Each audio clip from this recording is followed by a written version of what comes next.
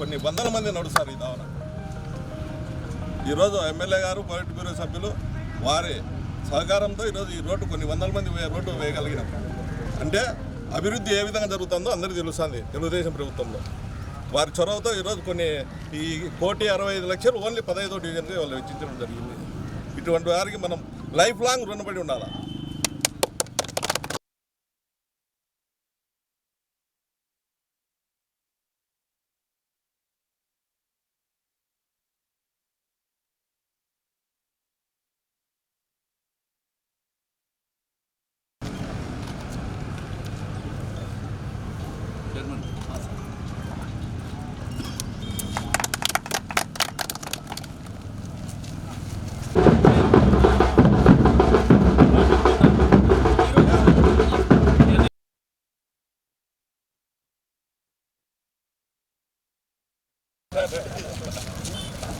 మాత్రం ఒక మెసేజ్ పెట్టాడు.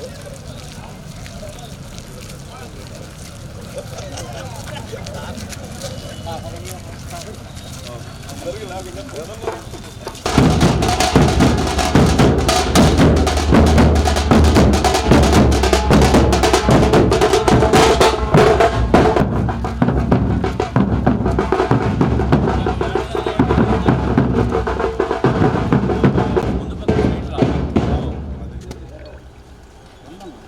ఈరోజు శివానందపురం కాలనీ 15వ డివిజన్ ప్రజలందరూ కూడా ఎంతో సంతోషంగా ఉన్నారు. దాదాపు 30-40 సంవత్సరాలుగా ఈ శివానందపురం కాలనీలోకి రోడ్డు లేక వర్షం పడినప్పుడు కానీ మిగతా పరిస్థితుల్లో కూడా గుంతలమయమైపోయి చాలా ఇబ్బందులు పడేవాళ్ళు.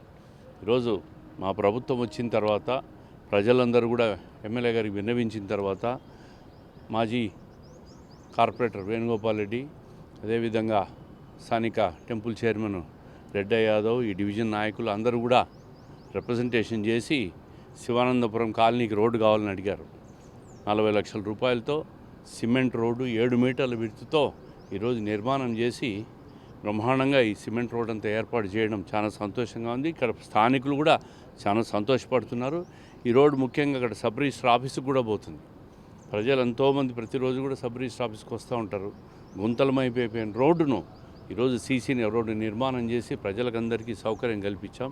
ఇది తెలుగుదేశం ప్రభుత్వం ఘనత, ప్రత్యేకత, స్థానిక నాయకత్వం, ఇక్కడ స్థానిక నాయకులు వీళ్ళందరూ కూడా చేసిన కృషికి ప్రజలు ఈరోజు సంతోషం వ్యక్తం చేస్తూ ఉంటారు.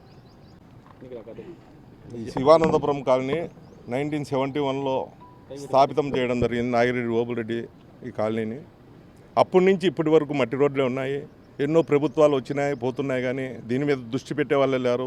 గత 9.5 సంవత్సరం ఉన్న మేయర్కు ఎన్నో వినతి పత్రాలు ఇవ్వడం జరిగింది. అతను పట్టించుకునే నాదుడే లేడు. ఈ రోడ్డు వచ్చేసి ఆర్టీసీ బస్టాండు, పకీర్పల్లె, పుద్దా టౌన్షిప్ అందరికీ యాక్సెస్, పుట్లంపల్లె ఇన్ని యాక్సెస్ గల ఈ రోడ్డును సిగ్గుండాలి ఆ మేయర్కు. ఎన్నో పలుమార్లు పోయి అతనికి చెప్పడం జరిగినా కూడా పట్టించుకోలేదు. మరి ఈరోజు ఈ తెలుగుదేశం ప్రభుత్వంలో పొలిట్ బ్యూరో సభ్యుడు శ్రీనివాసులు గారు, ఎమ్మెల్యే గారు వారికి చెప్పిన వెంటనే స్పందించి ఇమ్మీడియట్గా ఫండ్స్ రిలీజ్ చేసి ఈ 10 మంది తిరిగేది బాగుండాలనే ఆకాంక్షతో, అకుంఠ దీక్షతో ఈరోజు ఈ రోడ్డు వేయడం జరిగింది. వారికి మా 15వ డివిజన్ ప్రజలందరూ కూడా ఎల్ల వేళలా కూడా వాళ్ళకు కృతజ్ఞతలతో ఉంటారని తెలియజేస్తున్నాను.